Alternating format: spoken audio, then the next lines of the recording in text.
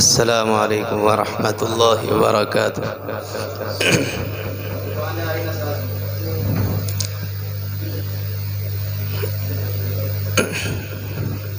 میں سبھی موجودہ شعراء کرام،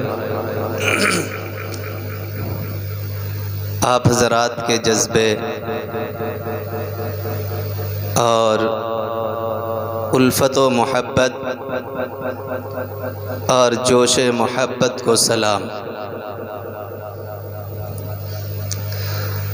اور آپ حضرات کا صاحب قرآن، مالک جاہ و جمال، شہنشاہ بطحا، تاجدار عرب، سید الاولین والآخرین کی شان میں گاہے گاہے اس طرح کی بزم کا انعقاد کرتے رہنا آپ علیہ الصلاۃ والسلام سے آپ حضرات کی محبت کی خبر دیتا ہے۔ اور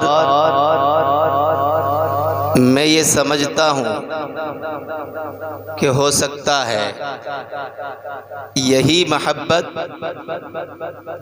آپ کی مغفرت کا بھی ذریعہ بن جائے، چونکہ اللہ تبارک و تعالی کے یہاں نہ جانے بندے کا کون سا عمل اور اس کے حبیب سے کون سی محبت و الفت قابل قبول ہو جائے۔ ایک مجلس میں جس میں بڑے بڑے علماء، مفتیان کرام تشریف رکھتے تھے، ایک بڑے مفتی صاحب نے یہ واقعہ ذکر کیا کہ کسی نے آپ علیہ الصلاۃ والسلام کو خواب میں دیکھا، آپ کی زیارت کی، اور آپ صلی اللہ علیہ وسلم سے یہ معلوم کیا کہ اللہ کے نبی صلی اللہ علیہ وسلم اس وقت روئے زمین پر انسانوں میں سب سے زیادہ محبوب اور پسندیدہ آپ کو کون ہے؟ کیسا سوال کہ اس وقت روئے زمین پر انسانوں میں آپ کو سب سے زیادہ محبوب اور پسندیدہ کون ہے؟ تو اللہ کے نبی صلی اللہ علیہ وسلم نے فرمایا کہ مجھے اس وقت اس روئے زمین پر موجودہ انسانوں میں سب سے زیادہ محبوب اور پسندیدہ زکریا ہے، یعنی شیخ زکریا، جن کی فضائل اعمال لکھی ہوئی ہے۔ پھر آپ سے معلوم کیا کہ وجہ، آپ علیہ الصلاۃ والسلام نے فرمایا کہ وہ مجھ پر درود کا نذرانہ پیش کرتا ہے۔ آپ ذرا اندازہ لگائیں حضرت شیخ کی قابلیت اور بزرگی کا کہ اللہ کے نبی صلی اللہ علیہ وسلم نے اس کو نہیں ذکر کیا ہے، بلکہ کیا فرمایا کہ اس کی وجہ یہ ہے کہ وہ مجھ پر درود بھیجتا ہے، اور یہ درود کا بھیجنا ایک دو دن سے نہیں، دو چار مہینے سے نہیں، بلکہ 50 سال کا عرصہ گزر گیا ہے۔ 50 سال سے وہ مجھ پر درود بھیجتا ہے، اور پھر درود بھی بتلایا کہ کون سا درود وہ مجھ پر بھیجتا ہے۔ اللہم صلی علی محمد النبی الامی وعلی آلہ وسلم تسلیم۔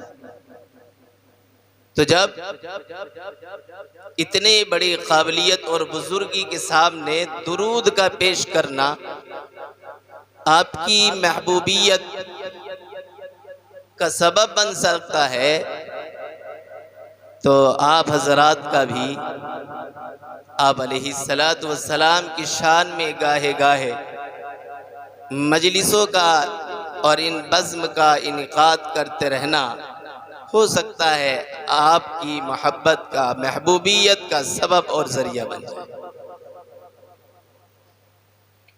اور دوسرے ادا واقعہ میں آپ حضرات کو اس لیے سنا رہا ہوں کہ آدمی کا چھوٹا سا چھوٹا عمل بھی اللہ کے یہاں کتنا قابل قبول ہو جاتا ہے۔ حضرت زبیدہ جو ہارون رشید کی بیوی تھی، وہ جب حج کرنے کے لیے گئی، انہوں نے دیکھا کہ ایک بڑا مجمع اور بھیڑ لگی ہوئی ہے۔ انہوں نے معلوم کیا تو کہا کہ بہت سے حجاج کرام دنیا سے رخصت ہو گئے۔ تو معلوم کیا کس وجہ سے؟ تو فرمایا کہ پانی کی قلت کی وجہ سے۔ اس وقت پانی کا ایسا انتظام نہیں تھا۔ تو حضرت زبیدہ نے کہا کہ ٹھیک ہے، میں اپنے یہاں سے یہاں تک پانی کا انتظام کراؤں، اور انہوں نے ایک نہر کھدوائی جس کا نام نہر زبیدہ ہے۔ تشریف لے آگے آ جائے۔ اور وہ نہر پلین میں نہیں بلکہ پہاڑوں پر آئی ہے۔ آپ اندازہ لگائیں کتنی مشکل سے وہ نہر کھدی ہوگی، نہر زبیدہ۔ اور جب وہ نہر کھد کر تیار ہو گئی اور اس کے کاغذات پیش کیے تو حضرت زبیدہ نے فرمایا کہ نہر میں ڈال دو، میرا معاملہ اللہ سے۔ یہ اتنا بڑا کام انہوں نے کرایا۔ اس کے علاوہ اور بہت سے ان کے اعمال تھے۔ انتقال ہو گیا، کسی نے خواب میں دیکھا اور کہا کہ آپ کی تو مغفرت ہو گئی ہوگی، کیونکہ آپ نے نہر کھدوائی، اتنا بڑا کام کیا۔ تو حضرت زبیدہ نے کہا کہ مغفرت تو ہو گئی، لیکن اس عمل کی بنیاد پر نہیں ہوئی۔ کیا کہا؟ اس عمل کی بنیاد پر نہیں ہوئی۔ تو خواب دیکھنے والے نے معلوم کیا تو اور کون سا عمل؟ انہوں نے سوچا اس سے بھی بڑا عمل ہوگا۔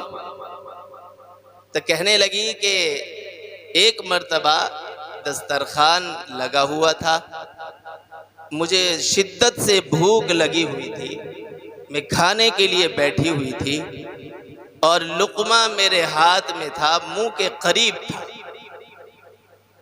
مؤذن نے جو اذان پڑھنی شروع کی اور اللہ اکبر کی آواز جو میرے کانوں میں پڑی، میں نے دیکھا کہ میرے سر پر دوپٹہ نہیں۔ میں نے پہلے اس لقمے کو نیچے رکھا اور دوپٹے کو صحیح کیا، سر کو ڈھانکا کہ میرے خدا کا نام آئے اور میرا سر کھلا رہے۔ ایسا نہیں ہو سکتا۔ اس کے بعد میں نے وہ لقمہ اٹھا کر کے کھایا تو اللہ نے فرمایا زبیدہ تجھے اتنی شدت کی بھوک لگی ہوئی تھی، تو نے میرے نام کے احترام میں وہ لقمہ منہ میں نہ رکھا بلکہ نیچے رکھا اور میرے نام کا احترام میں سر کو ڈھانکا، اس کے بعد لقمہ حلق سے نیچے اتارا۔ میں نے تیرے اس احترام کی بنیاد پر تیری مغفرت فرمائی۔ تو بتلانا مقصود یہ کہ آپ حضرات کا اس بزم کا گاہے بگاہے آپ علیہ الصلاۃ والسلام کی شان میں منعقد کرتے رہنا ہو سکتا ہے مغفرت کا ذریعہ بن جائے، اور مجھے امید قوی ہے کہ انشاءاللہ مغفرت کا ذریعہ بنے۔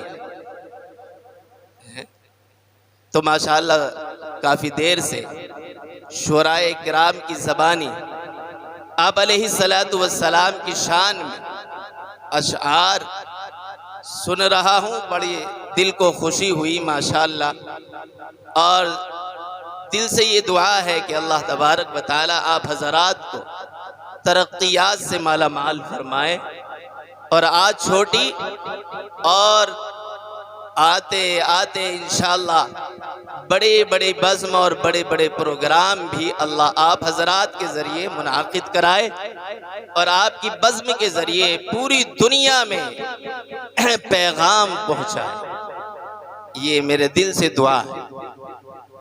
آپ حضرات کے اشعار سن سن کر تھوڑا دل میں داعیہ پیدا ہوا کہ چند شعر میں بھی آپ کی خدمت میں پیش فرما دوں۔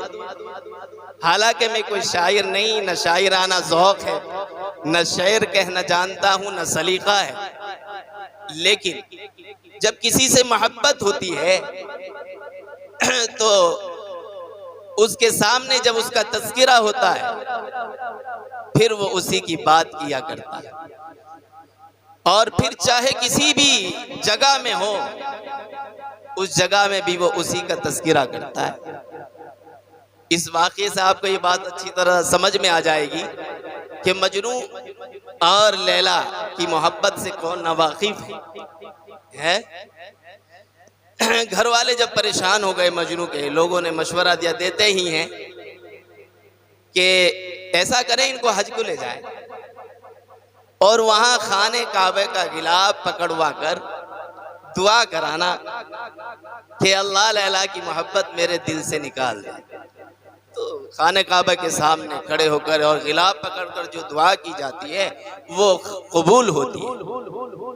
ہم نے بھی اس کا تجربہ کیا، وہ قبول ہوتی ہے۔ تو باپ بیچارہ کیا نہیں کرتا، ہر کچھ کرتا ہے۔ انہوں نے انتظام کیا، لے گئے مجنوں کو حج کے لیے اور خانہ کعبہ کے سامنے غلاف پکڑوا کر اور کہا بیٹا یہ دعا کر کہ اللہ میرے دل سے لیلا کی محبت کو نکال دے۔ اور ساتھ توجہ، مجنوں کیا کہتا ہے؟ کیونکہ جس کے دل میں جو ہوتا ہے وہ وہی بولتا ہے۔ تو باپ کہہ رہا ہے بیٹا یہ دعا کر کہ اللہ میرے دل سے لیلا کی محبت کو نکال دے۔ تو مجنوں کہتا کہ اللہ میرے دل میں لیلا کی محبت کو جما دے۔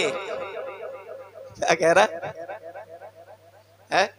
باپ کہہ رہا بیٹا یوں کہو کہ اللہ میرے دل سے لیلا کی محبت کو نکال دے، لیکن مجنوں کیا کہہ رہا ہے؟ اے اللہ میرے دل میں لیلا کی محبت کو جما دے اور جو میری دعا پر آمین کہے تو اس کا بھی کام بنا دے۔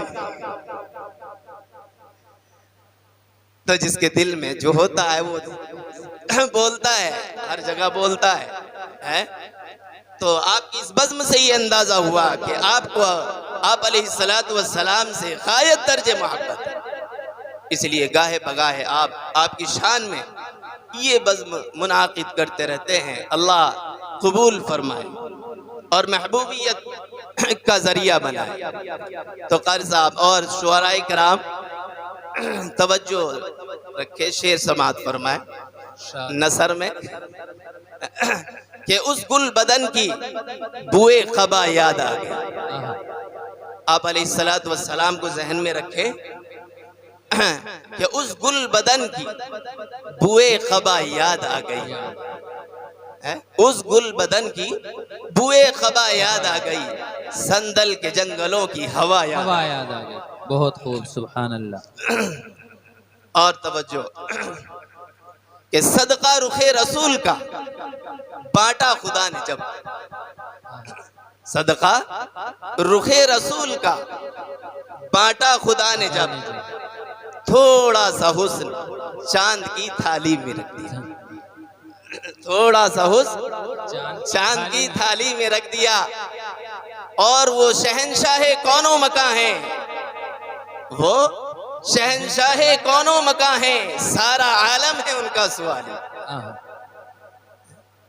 کہ وہ شہنشاہ کون و مکاں ہیں، سارا عالم ہے ان کا سوالی، ان کے روئے منور سے شاید، ان کے روئے منور سے شاید چاندنی چاند نے بھی چرا لی۔ سبحان اللہ سبحان اللہ۔ اور آپ علیہ السلام میانہ قد تھے، لیکن یہ آپ کا معجزہ تھا کہ جب آپ دراز قدوں کے درمیان چلتے تو دراز قد نظر آتے تھے۔ آپ میانہ قد تھے، لیکن آپ کا یہ معجزہ تھا کہ جب آپ دراز قدوں کے درمیان چلتے تو دراز قد نظر آتے۔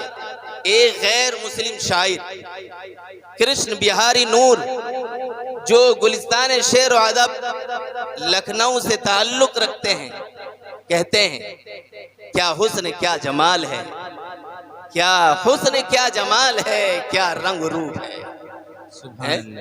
کیا حسن کیا جمال ہے، کیا رنگ روپ ہے، کیا حسن کیا جمال ہے، کیا رنگ روپ ہے، وہ بھیڑ میں بھی جائے تو تنہا دکھائی دے۔ تنہا دکھائی دے، سبحان اللہ سبحان اللہ۔ اور کسی نے کیا خوب کہا کہ نازا ہے جس پہ حسن وہ حسن رسول ہے، نازا ہے جس پہ حسن وہ حسن رسول ہے، یہ کہکشاں تو آپ کے قدموں کی دھول ہے۔ سبحان اللہ سبحان اللہ۔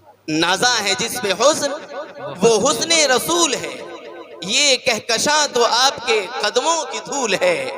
اے کاروان شوق، اے کاروان شوق یہاں سر کے بل چلو، یہاں سے اے کاروان شوق یہاں سر کے بل چلو، طیبہ کی راہ کا تو کانٹا بھی کانٹا بھی پھول پھول ہے۔ ہے۔ اللہ آپ کی بزم و قبول